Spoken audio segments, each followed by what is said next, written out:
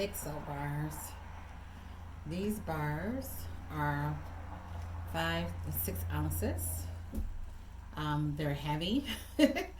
These are nice size bars that will last you a long time.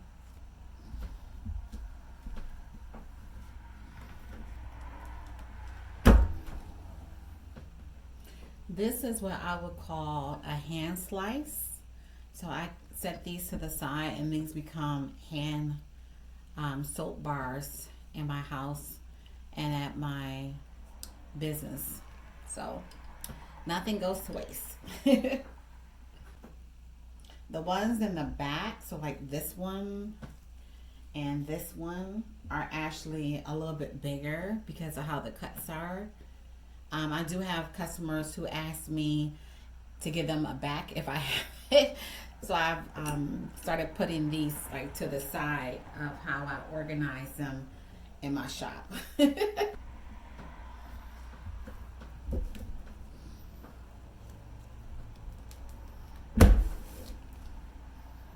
Yay, household. Woohoo.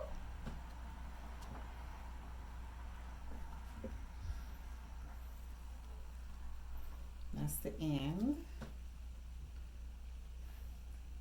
And here's the other end. This is really big. I may have to set this one aside for myself.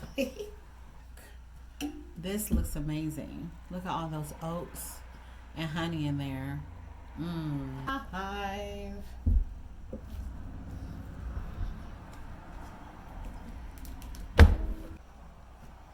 Ember. Line this upright.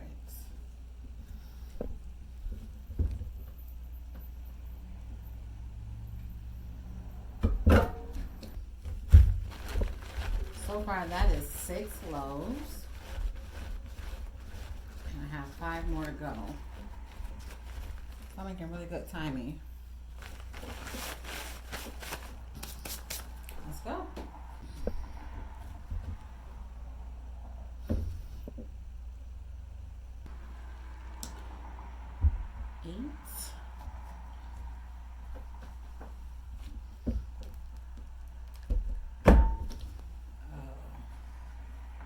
Very smooth. Loaf 9.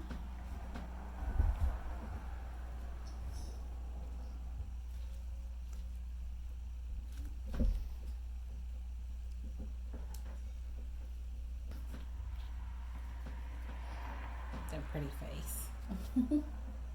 Loaf 10.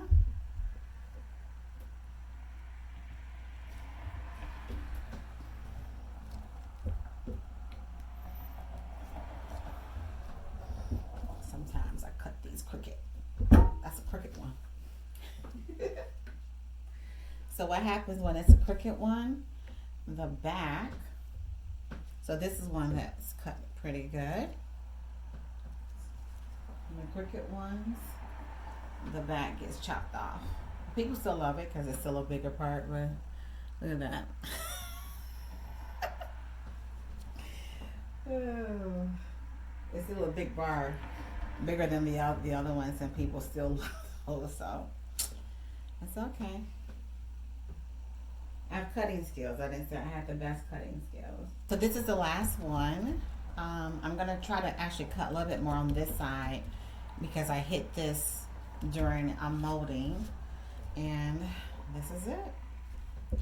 The last one. Oh, it worked. Yay.